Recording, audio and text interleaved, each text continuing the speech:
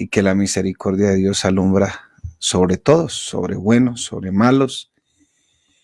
La ventaja con los que aceptan al Señor es que, aparte de que Dios derrama de su misericordia, esa misericordia de gozar los bienes de Dios, aparte de eso, pues Dios puede guardar, preserva a sus hijos. Y bueno, aquí estamos en las manos del Señor y dándole gracias a Dios por la oportunidad que nos da de predicar su palabra. Yo les estaba exponiendo un salmo, el Salmo 19, el miércoles, creo que sí, el miércoles pasado, y el salmo pues trae la revelación de Dios. Pero el Salmo 19 pues lo divide en dos partes. La primera parte, el primer tomo, es una revelación de Dios por medio de la naturaleza, todo lo que está hecho. Dice Pablo, lo invisible de Dios, su eterno poder y deidad, se hacen claramente visibles en todo lo creado. Que para que las personas entiendan que Dios existe, que detrás de toda la naturaleza hay un arquitecto, y que a pesar de que la naturaleza nos da muchos indicios de ese creador, de todos modos, la naturaleza no nos dice todo lo que necesitamos saber acerca de Dios. Entonces David usa un segundo tomo, un segundo libro. Este segundo tomo ya es la palabra escrita de Dios. Desde el versículo 7 en adelante. Y al menos hay 6 aplicaciones que podemos concluir en estos textos que vamos a ver en esta mañana. Este salmo lo escribió el salmista, también se le llegó a decir el profeta David. El Salmo 119 lo escribió Esdras, cuando regresó de Babilonia para resaltar la palabra de Dios. De ahí que la misma Biblia dice que cuando la gente escuchaba la palabra, cuando Esdras predicaba la palabra, la gente se compungía, lloraba, porque tenían casi 70 años en esa deportación que no escuchaban la palabra de Dios. De ahí que Esdras, a pesar de que como hombre también cometió algunos errores, sin embargo, fue un hombre inspirado por Dios, y este salmo pues refleja la inspiración divina y muestra la importancia de la palabra de Dios. Pero hoy vamos a concentrarnos en la otra parte del Salmo 19, escrita por David, y al menos hay 6 declaraciones en estos textos, versículo 7 hasta el versículo 11. Dice David, la ley de Jehová es perfecta, que convierte el alma. El testimonio de Jehová es fiel, que hace sabio al sencillo. Los mandamientos de Jehová son rectos, que alegran el corazón. El precepto de Jehová es puro, que alumbra los ojos. El temor de Jehová es limpio, que permanece para siempre. Los juicios de Jehová son verdad, todos justos. Deseables son más que el oro y más que mucho oro afinado, y dulce más que miel que la que destila del panal. Tu siervo, dice el salmista, es además amonestado con ellos. En guardarlos hay grande galardón. Primera declaración, versículo 7. La ley de Jehová es perfecta, que convierte el alma. La primera declaración la vamos a tomar de ahí. Y la palabra ley aquí no significa la ley de Moisés. Se trata de toda la revelación escrita y viene de la raíz hebrea Torah, que significa enseñanza. Y el énfasis, la idea principal está en la naturaleza didáctica de Dios, de la palabra. Ya no es la revelación a través de la naturaleza, sino ya es una pedagogía que Dios utiliza a través de la enseñanza o la revelación escrita. David nos está diciendo aquí, en esta primera declaración, que la revelación que tenemos de la palabra, la escritura, es perfecta. La ley de Jehová es perfecta, que convierte el alma, dice David. La palabra perfecta también se puede traducir como completa. También se puede traducir, porque viene de esa raíz hebrea, exhaustiva. Se puede traducir también como suficiente. Entonces, la idea que transmite las escrituras cubren todos los aspectos de un asunto. Por eso el mismo apóstol Pedro, cuando escribe en segunda de Pedro, capítulo 1, ahí en el versículo 3 en adelante, cuando empieza a decir que todo lo que concierne a la vida y a la piedad nos han sido dadas por su poder y sus benditas promesas.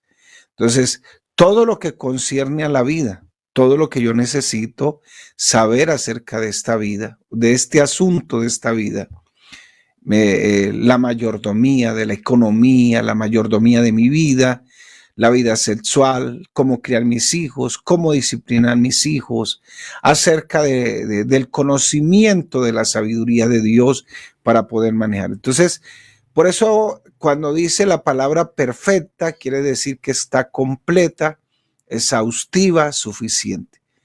A mucha gente en la iglesia no les gusta que les hablen de sexualidad de acuerdo al propósito de Dios. Todavía pertenecen a la religión del pasado, donde estuvieron, donde ven la sexualidad como algo pecaminoso. De hecho, hay que ver la pecaminosa cuando está por fuera del matrimonio. Pero cuando está dentro del matrimonio, Dios se inventó la sexualidad para que dos personas se unieran y dos personas pudieran tener intimidad entre esas dos personas, no solamente con unos órganos genitales, aunque eso produce un placer, sino que también se unan íntimamente en sus sentimientos, en sus emociones, o sea, se unan dos personas. No es sexo por sexo, porque pues al fin y al cabo, a veces la antropología dice que nosotros somos como animales, lo único es que tenemos algo de raciocinio, pero sin embargo debemos entender que no es sexo por sexo, es más que eso. Y cuando dice David aquí que es perfecta, quiere decir que es completa, que es exhaustiva, que es suficiente. Entonces, la idea que transmite es que todas las escrituras cubren cubren los aspectos de un asunto, en este caso, todo lo que pertenece a la vida. Y segundo, como dice Pedro, lo que pertenece a la piedad, mi relación con Dios. Esa palabra piedad se puede traducir así, mi comunión con Dios, el conocimiento que tengo de Dios. Un comentarista bíblico dice acerca de este versículo, esta ley es perfecta en el sentido que observa todos los ángulos de tal manera que todos los aspectos de la vida queden cubiertos. ¿Quieres saber del noviazgo? Aquí está lo del noviazgo. En ella no hay redundancia, dice el comentarista, en ella no hay omisión. Por eso dice la misma escritura en la carta a los romanos que esta palabra se escribió para nuestro ejemplo y nuestra enseñanza. Ella cubre todos los aspectos de la vida que son necesarios para que nosotros, como hijos de Dios, como creyentes del Dios vivo, podamos cubrirlos todos. O sea, Dios no se queda, hasta de la política, porque usted tiene que votar por convicciones. ¿Cuál es el efecto que produce esta palabra perfecta en nosotros? Dice David aquí, convierte el alma.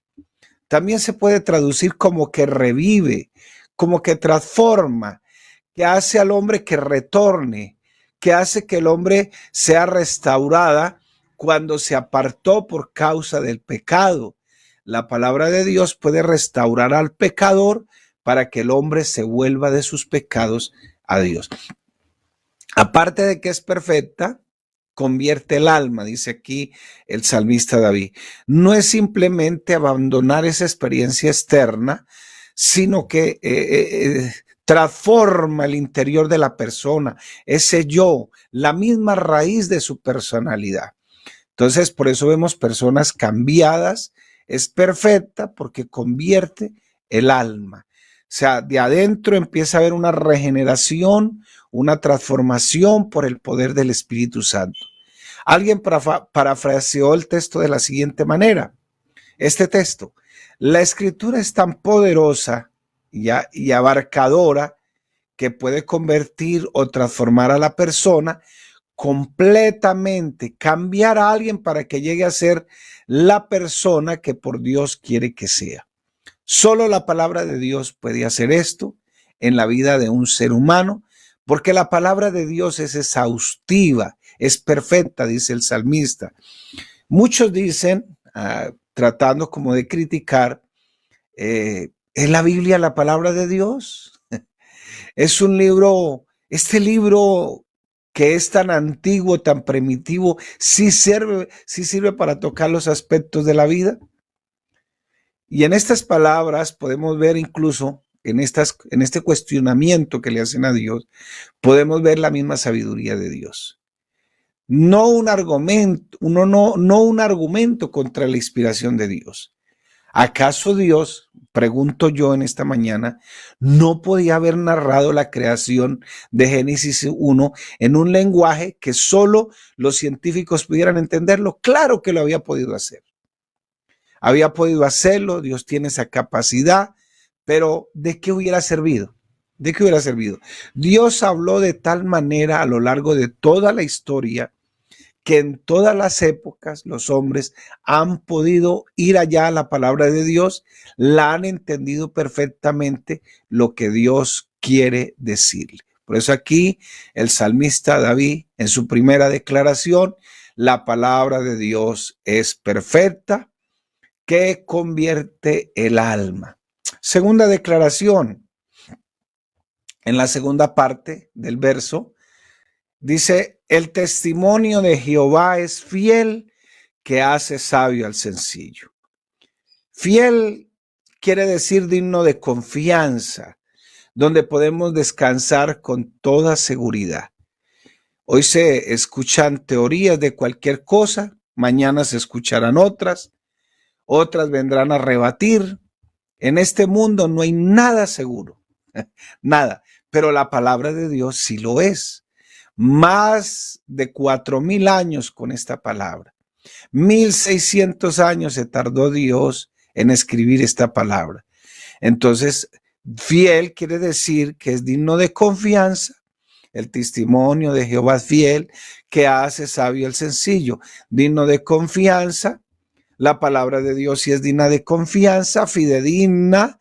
Es un testigo confiable de quién es Dios, un testigo confiable de lo que Él ha hecho y por supuesto hará por nosotros. Es un testigo confiable de su voluntad en nuestras vidas.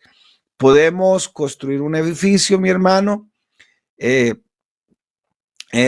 seguro sobre el testimonio de la Biblia. Usted puede poner la Biblia de la base y puede construir un edificio ahí que va muy bien. Es un fundamento estable, inamovible. Es la idea de que David quiere transmitirnos a través de este salmo, este pasaje. ¿Cuál es el efecto que produce esta palabra fiel? ¿Cuál? Que hace sabio al sencillo. La palabra sencillo significa una puerta abierta. Señala en el texto que es una persona, yendo al diccionario, investigando algunas cosas, este sencillo es una puerta abierta, que es una persona crédula, que es una persona incluso que no tiene discernimiento y que también puede ser una persona seducido y que puede incluso dejarse de seducir por falsas enseñanzas y enseñanzas erróneas. Bueno, pero la palabra de Dios, que es fiel, que es fidedigna, puede tomar un hombre de esta categoría, una persona así, y volverlo sabio, convertirlo en una persona que no solo posea la información correcta, sino que también sepa cómo usar esa información en el momento preciso para vivir la vida piadosa delante de Dios y delante de los hombres. Entonces, dice el salmista aquí, que el testimonio de Jehová es fiel. ¿Y qué hace ese testimonio que es fidedigno? Pues que hace sabio al sencillo, al crédulo. Claro, la persona, nosotros los seres humanos, no nacimos con la tendencia de buscar a Dios, nunca. Por eso nuestra salvación de pie a cabeza, si lo decimos de esa manera, desde el comienzo hasta el final, toda es obra del Espíritu Santo. Si usted pone dos animales, pone una paloma, siempre repito este ejemplo, y pone acá en Colombia le decimos un chulo, un pájaro de esos negros que come carroña, los pone ahí y usted pone carroña al frente y pone grano al frente. Cada animal busca lo que respecta a su naturaleza. El come carroña no busca el grano, ni la paloma busca la carroña. Siempre tienden a buscar lo que su naturaleza les indica. El hombre nació con una naturaleza pecaminosa por causa de la caída, y el hombre en sí no estaba buscando a Dios de ninguna manera. No lo estaba buscando. Pero Dios nos atravesó a alguien. Aquí no podemos, yo llegué solo, eso es mentira. Nos atravesó a alguien que nos predicó la palabra, que nos habló del evangelio, y esa gracia, aunque no es irresistible como dicen los calvinistas, sino que es una gracia donde yo tomo la elección, la resisto o no la resisto. Si no la resisto, pues ahí sí se vuelve irresistible, pero si la resisto, yo la tomo, yo la dejo. Entonces, yo a través de esa gracia, si la recibo, el poder del Espíritu Santo empieza a actuar en mí. Es como si yo quisiera que el pájaro carroñero comiera grano. Entonces, ¿qué tengo que hacer? Tengo que palomizarlo para que sea transformado. Y lo mismo pasa con nosotros. Si nosotros somos personas sencillas, o sea, crédulas, que tenemos una puerta abierta, esta palabra puede hacer que nosotros seamos transformados desde lo más íntimo, como dice el salmista aquí, desde ese yo, allá ese yo egoísta, la palabra empieza a transformarla. La cuestión aquí es que muchos no están leyendo la Biblia, incluso sus hijos no leen la Biblia porque no los ven a ustedes leyendo la Biblia. No, pastor, yo la tengo en el celular. No, me parece muy bien. Me parece muy bien que la tengan en el celular, pero la Biblia no está en el celular. La Biblia debe leerla físicamente, que sus hijos lo vean leyendo la Biblia físicamente, para que puedan ver, mi papá lee la Biblia, hay que leer la Biblia, pero no te están viendo leer la Biblia. Ahora, muy poco deseada a veces la palabra. El apóstol Pedro nos dice, desead como niños recién nacidos la leche espiritual no adulterada para que por ella podáis crecer. Entonces, el niño nace con una obsesión impulsiva, compulsiva de comer cada 3 horas. Entonces, vale la pena resaltar la comparación que hace Pedro. Desea como niños recién nacidos la leche espiritual no adulterada, o sea, la palabra de Dios. Hace sabio el sencillo, dice aquí el salmista. La palabra de Dios hace competente al hombre para que pueda enfrentar con prudencia, con sabiduría, todos los embates de la vida. Dice el Salmo 119, versículo 98 al 100, me has hecho más sabio que mis enemigos. ¿Con qué? Con tus mandamientos, porque siempre están conmigo, siempre, dice acá. Más que todos mis enseñadores he entendido, porque tus testimonios son mi meditación. Más que los viejos he entendido, porque he guardado a tus mandamientos. Entonces, ¿qué hace la palabra de Dios? Hace sabio al sencillo. Entonces, ojalá usted, en lugar de andar creyendo por ahí en teorías, en cosas que no le convienen, cosas que le van a dañar su mente. Hay un dicho popular que dice que ojos que no ven, corazón que no siente. En este caso, oídos que no oyen o palabras necias. Entonces no las vas a sentir en tu corazón. Le vas a creer más a un incrédulo, a un impío, a alguien que tiene una teoría, que viene a rebatir la palabra de Dios, que a la misma palabra de Dios. Aquí, si tú tienes la puerta abierta, porque eso es lo que significa, hace sabio al sencillo, si tienes la puerta abierta y crees a la palabra, de seguro Dios va a transformar tu vida completamente. Tercera declaración ¿Qué hace el salmista? Está en el versículo 8 del Salmo 19. Los mandamientos de Jehová son rectos que alegran el corazón. El precepto de Jehová es puro que alumbra los ojos. No son rectos, sino que alegran. No son solamente rectos, sino que también alegran el corazón. Entonces, eso es lo que quiere decir a la palabra de Dios.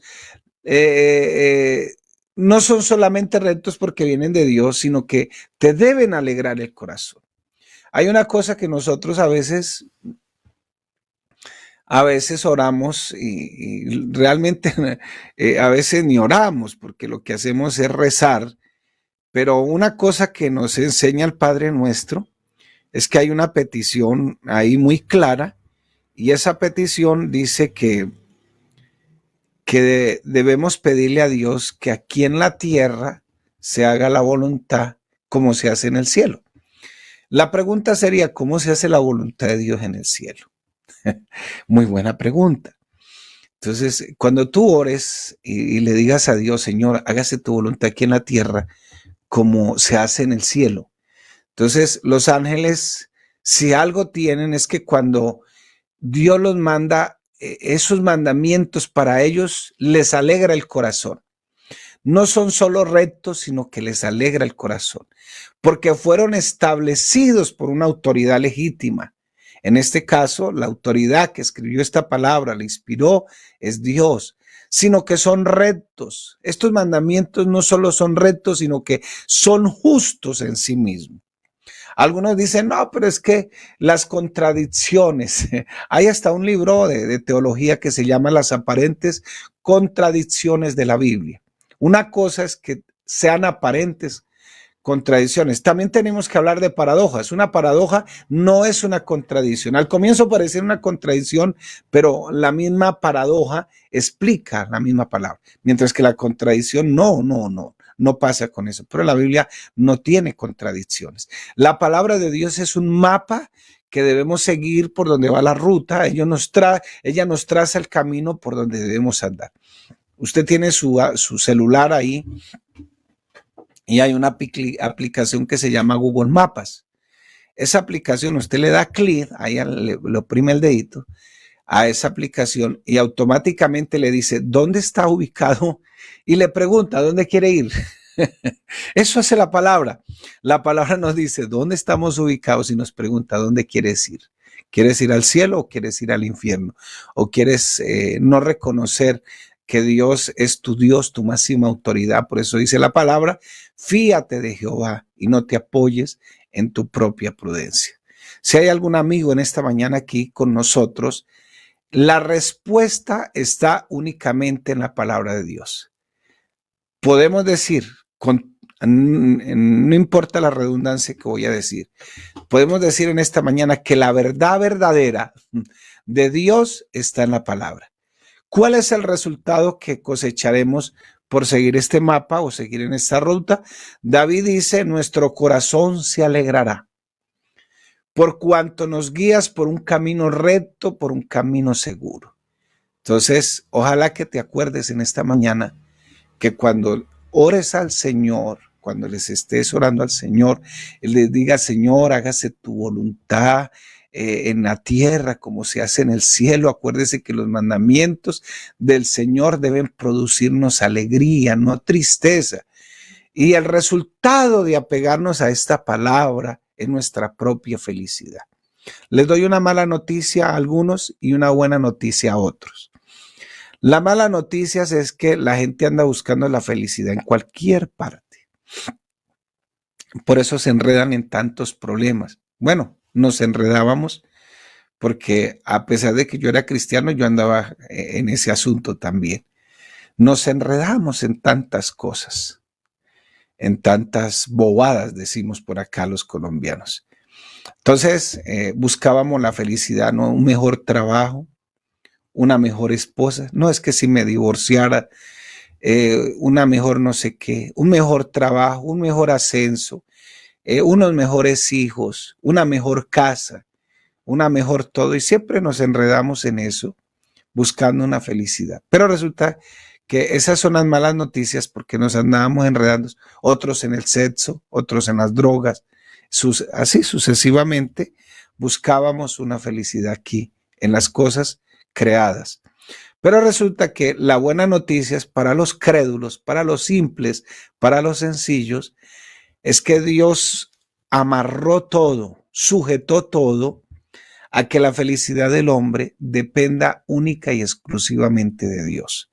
Por eso el mismo David en el Salmo 16 dice, en tu presencia hay plenitud de gozo, delicias a tu diestra. Dice David, por eso tus cuerdas me cayeron en lugares deleitosos, tú sustentas mi suerte. Entonces, como la gente no lee la Biblia y la interpreta mal, creen que la palabra suerte ahí significa que la suerte sí existe. No, David lo que está diciendo, porque David está tomando el Salmo 16 y lo que está usando es una comparación, como una comparación cuando al pueblo de Israel se le repartieron las tierras. Entonces se repartieron por suertes.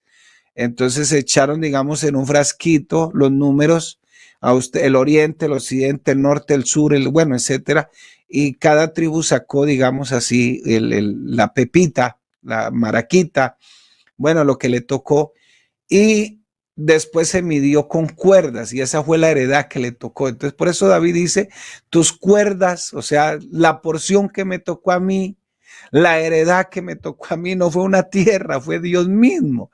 Y por eso su felicidad depende de Dios. Muchos dicen que una vida recta, o sea, la que nosotros tratamos de llevar es una vida insípida, poco emocionante. Y de seguro que esto es una mentira del diablo para enredar a los hombres que están alejados de Dios y querer alejar a otros. Y lo lleva a compartir con él la misma miseria, el cual el único destino, el único fin que queda, pues es el infierno. Entonces, mi hermano, en esta mañana, ojalá puedas decir conmigo, que podamos decir, no importa si está en contra de mi propia voluntad, mi ego, mi independencia, que esté en contra de, quiera yo hacer las cosas a mi manera, pero la palabra de Dios debe producirme gozo, felicidad, porque Dios amarró todo eso, que nuestra felicidad dependa de Él. La vida plena, la vida dichosa no se encuentra en el pecado. El pecado es un engaño, dice la Biblia. El pecado promete más de lo que puede dar. El pecado dice, el pecado nos dice seguir por el camino de la Escritura es un camino muy largo. Venga, yo te voy a enseñar un atajo.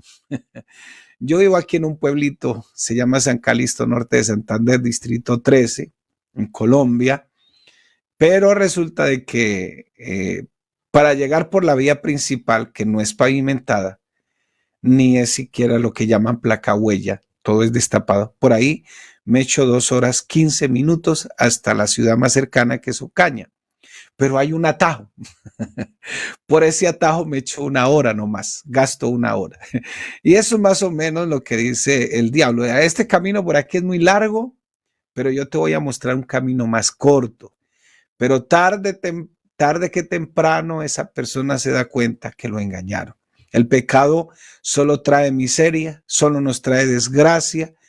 Pero el Señor dice aquí en este texto, los mandamientos del Señor son rectos y debe alegrar nuestro corazón. ¿Y por qué debe alegrar nuestro corazón?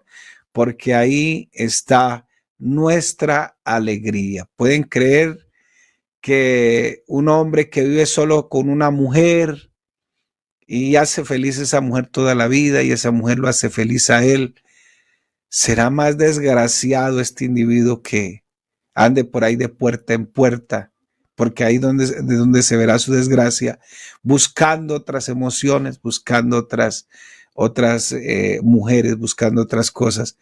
Entonces, esa desgracia la puede vivir la persona. Entonces, una persona feliz es la que vive feliz, que está casada. Ay, pastores, que si yo me divorciara, la teología de la prosperidad le enseña a los hombres, pida lo que quiera, Señor, que se muera el marido mío y que me traiga otro. Señor, que esto, que lo otro, porque esa es la famosa teología de la prosperidad. Si no estás bendecido, no tienes millones en el banco, no eres un infeliz, estás maldito, recogiste muchas maldiciones por allá del pasado, pero esa no es verdad, mi hermano. Los mandamientos de Jehová, dice aquí el salmista, son rectos. Esos mandamientos alegran el corazón. Yo no sé si usted, como dice nuestro hermano Jairo ahí, den un gloria a Dios. No sé si usted está feliz con la palabra. Y de hecho, creo que es más que suficiente porque vemos ahí casi 1,500 personas conectadas todos los días, 2,000, los que están en YouTube conectados ahí, especialmente tratando de recibir esa porción que necesitamos todos los días. Cuarta declaración, segunda parte del versículo 8. El precepto de Jehová es puro, que alumbra los ojos. La palabra puro también se puede traducir como radiante, como un faro, como un iluminador. Es por eso que alumbra los ojos. La palabra de Dios provee luz, provee entendimiento. Cuando el Señor dice, vosotros sois la luz del mundo, esa palabra es en lo que llaman las figuras de dicción una metonimia, donde muestra un símbolo en lugar de mostrar la realidad espiritual que usted vive. Entonces, cuando el Señor le dice a usted la luz del mundo, lo que le está diciendo es, usted tiene una realidad espiritual que los demás no tienen. Entonces, la palabra puro aquí se puede traducir como radiante, como faro, como iluminador. Es por eso que la palabra de Dios alumbra los ojos. Pero como los ojos están conectados, eso es una sinécdoque, una figura de lenguaje, por eso las poesías no se pueden traducir literalmente.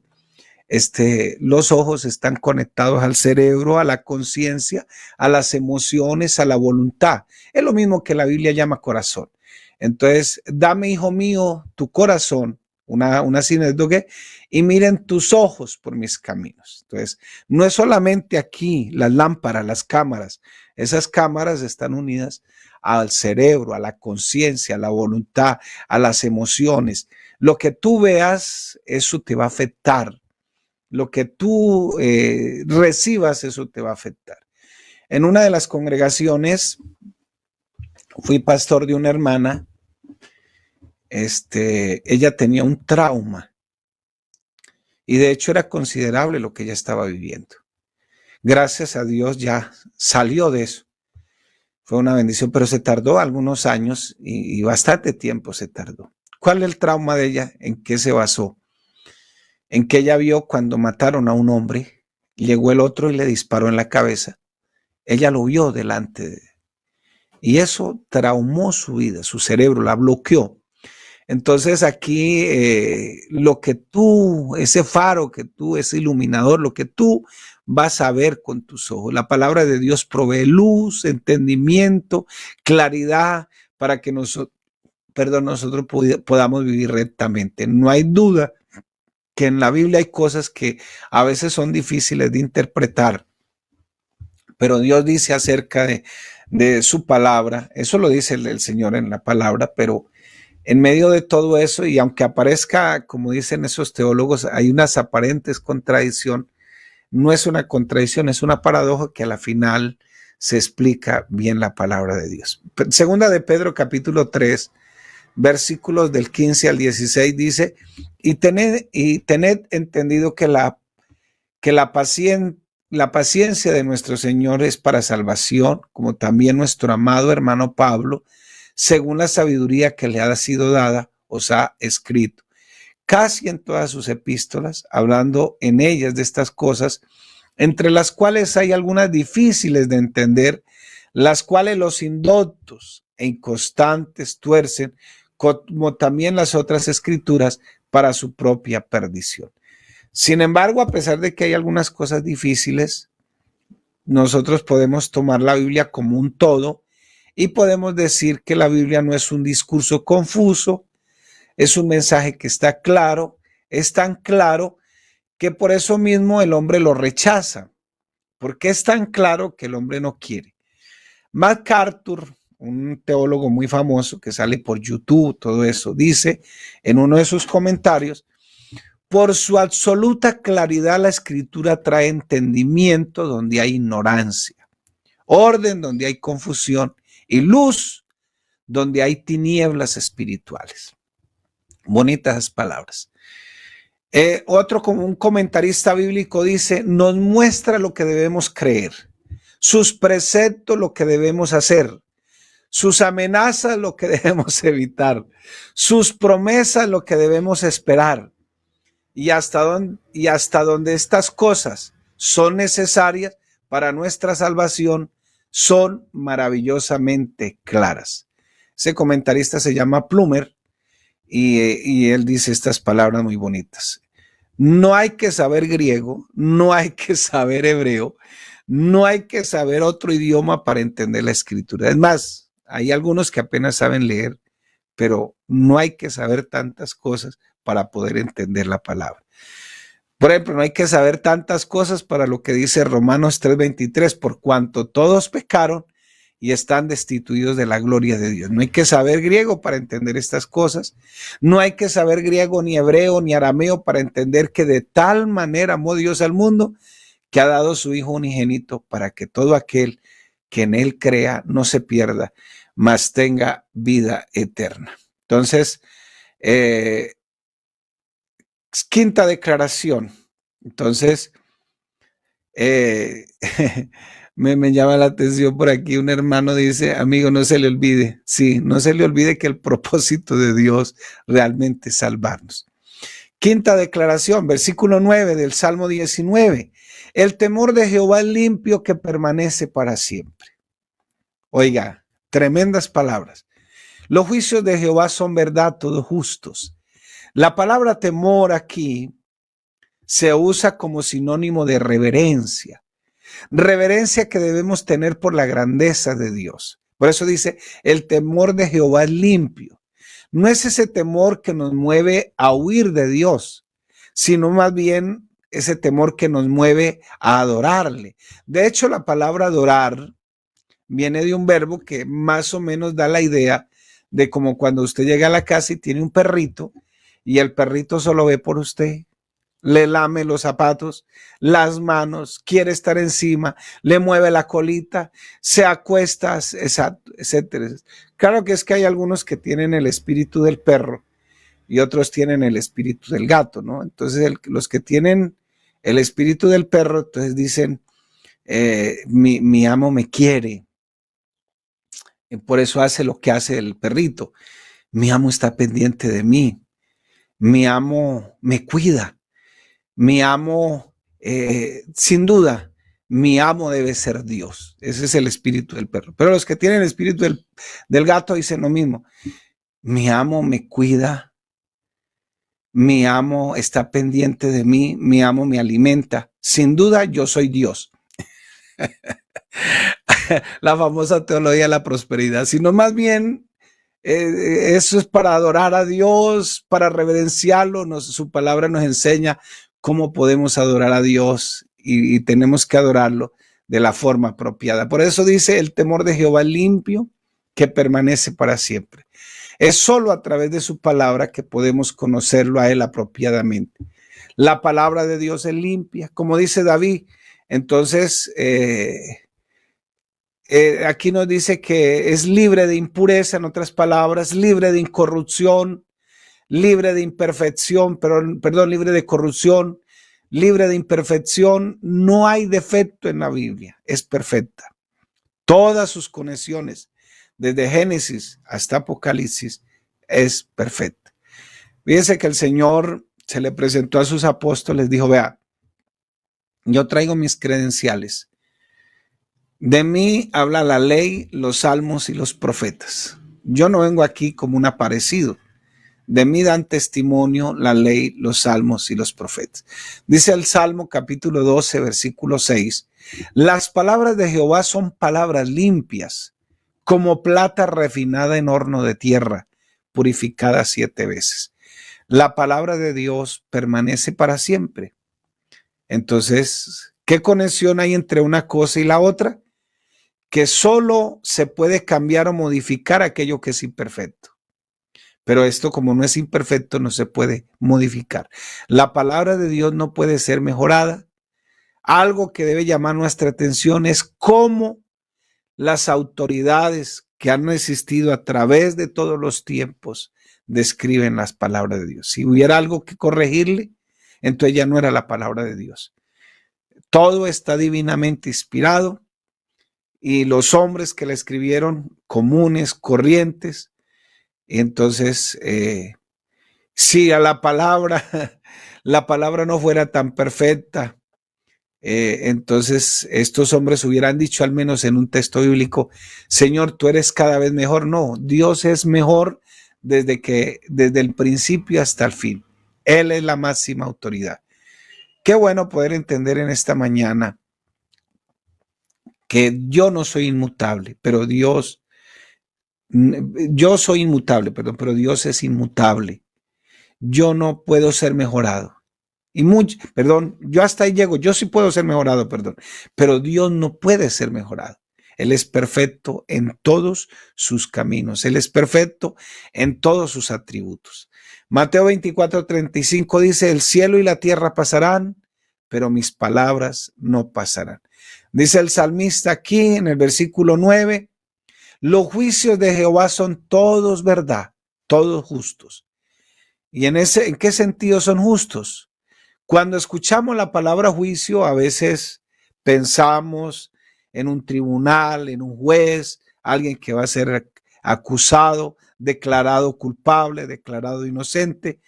Los juicios de Jehová son los criterios de Dios, lo que Dios piensa de cada cosa. Por eso los juicios de Jehová son verdad, todos justos. Por eso hay una palabra que a mí me llamó mucho la atención y es porque el Señor le dice a su primo Juan, es necesario que me bautice porque es necesario que se cumpla toda justicia. ¿Qué quiere decir eso? Si usted lee por allá en Primera de Corintios, dice la palabra que todos estaban bautizados bajo el bautismo de Moisés. Entonces, ahí en ese sentido, ahí en Corintios, lo que quiere decir es que todos estaban bajo la cobertura de Moisés. Pero cuando el Señor le dice aquí a su primo Juan que lo bautice porque era necesario que se cumpliera toda justicia, lo que le está diciendo a Juan es, vea, bautíceme porque detrás de mí vienen unos seguidores. Y los juicios de Jehová son todos verdad, todos justos. Lo que David está diciendo aquí es que lo que Dios dice del hombre en la Biblia es lo que el hombre es. Lo que Dios dice acerca de este mundo es lo que el mundo es. Lo que Dios dice que pasará después de la muerte es exactamente lo que va a pasar después de la muerte. Cómo dice que se debe vivir, así es la vida que debemos vivir. Por eso los juicios de Jehová son todos justos. De pronto usted tendrá sus propios criterios, su propia Biblia, su propio comentario, su propia manera de pensar y es respetable. Es respetable, pero ninguna palabra más respetable que esta no la hay. Es el libro más vendido de todo el mundo. Es este libro el que ha cambiado vidas, ha transformado personas, porque no solamente son unas páginas escritas, y aunque dentro de las corrientes modernas de interpretación se ha levantado una que es ver la Biblia de manera académica, sin embargo eso queda en pañales. Los criterios de Jehová son verdad. ¿Qué es la verdad? Toda declaración que coincide con el criterio de Dios. Por eso dice el apóstol Pablo que los hombres retienen con injusticia la verdad. Allá en Romanos capítulo 1, si pensamos que algo es contrario a lo que Dios piensa, somos nosotros los que estamos equivocados. Entonces, por eso el Señor en esta mañana, amigo que me está escuchando, algún joven que está escuchando, dice la palabra de mi hijo mío, tu corazón y miren tus ojos por mis caminos. Si la palabra de Dios, sin la palabra de Dios no podríamos descubrir la verdad que realmente nos importa, mi hermano, mi amigo. Por eso la palabra de Dios se encarnó. En el principio era el verbo, o sea, la palabra. y la palabra era Dios, era con Dios y era Dios, y el verbo, o sea, logos, la palabra, se hizo carne y habitó entre nosotros, y vimos su gloria como la del unigénito del Padre, lleno de gracia y de verdad. La palabra nos dice de dónde venimos, hacia dónde vamos, cuál es el propósito de la vida. Y hermano, ningún libro en esta vida le va a decir cuál es el propósito de la vida, cómo debemos vivir, qué nos espera después de la muerte, cómo podemos conocer a Dios, cómo podemos llegar hasta Él. El Señor dice en Juan 17, por ahí en el versículo 3, que la vida eterna consiste en que te conozcan a ti, al único Dios verdadero. Y el mismo Juan, que escribe esa epístola, escribe Primera de Juan, y en Primera de Juan 5:20 dice, y nos ha dado, y sabemos que el Hijo de Dios ha venido y nos ha dado entendimiento para conocer el que es verdadero, y estamos en el verdadero, en su Hijo Jesucristo. Este es el verdadero Dios y la vida eterna. Pero hay que resaltar que en el versículo 21 dice, hijitos, guardaos de los ídolos. Todo quedaría en tinieblas cuando echamos a un lado los criterios de Dios, esa palabra revelada, y tomamos los propios. Dice el versículo 10 aquí de Juan, del Salmo 19, deseables son más que el oro y más que mucho oro afinado, y dulces más que miel y que la que destila el panal. La palabra de Dios es más valiosa que todas nuestras posesiones juntas. Hay más sabiduría que en cualquier teoría o filosofía de que este mundo pueda tener. La palabra de Dios es suficiente para llenar hasta la saciedad a una de nuestras necesidades. Dice el versículo 11, tu siervo es además amonestado con ellos, en guardarlos hay grande galardón. Y mire cómo se describe la Biblia a sí misma, Hebreos 4:12, porque la palabra de Dios es viva y eficaz, y más cortante que toda espada de dos filos, y penetra hasta partir el alma y el espíritu, las coyunturas y los tuétanos, y discierne los pensamientos del corazón. Una espada penetra profundamente en nuestro ser interior, nos hace ver aquellas cosas que no están bien y que necesitan ser corregidas. Alguien ha dicho, la palabra de Dios es una espada hiriente que penetra en la intimidad humana y despierta las conciencias a las responsabilidades antes desconocidas. Yo no sabía que yo debía actuar de esta manera cuando uno empieza a conocer la palabra. Mi amigo, mi hermano, en esta mañana dice además aquí el salmista que en guardarlos, sus mandamientos, hay grande galardón. Bueno, yo quisiera en esta mañana decirle que aparte de eso, pues hay otra declaración, pero de pronto sí queda otro espaciecito más adelante. Dice la misma palabra de Dios aquí o lo que nos dice David a través de este salmo, es que lo divide en dos partes. Yo podría decir que en tres. Y la primera parte tiene que ver con esa revelación que aunque el hombre no quiera entender, hay un Dios que está detrás de todo esto tan perfecto, tan maravilloso. Decía un neurocientífico en estos días, cuando tú estés tan abatido que no veas por dónde tenga una salida, salga a caminar y ojalá salga por todo donde está la naturaleza, que eso automáticamente le va a empezar a generar dopamina. Eso que te hace sentir bien. Bueno, a pesar de que esas personas son ateas en su mayoría, mucha razón tienen eso. Pero la naturaleza no nos dice todo lo que necesitamos saber de Dios. Su palabra escrita sí. Y eso es lo que dice David aquí, que hay esa revelación ahí patente, latente, que es la naturaleza, pero que hay una palabra que me dice quién es Dios y que en sus mandamientos yo encuentro gozo.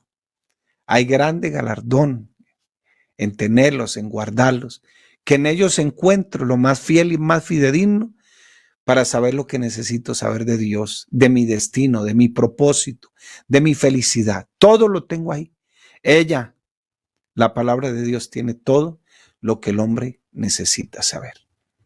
Mi hermano querido, Dios le bendiga, la paz de Cristo para usted y lo motivo para que se esfuerce a seguir adelante en esta mañana.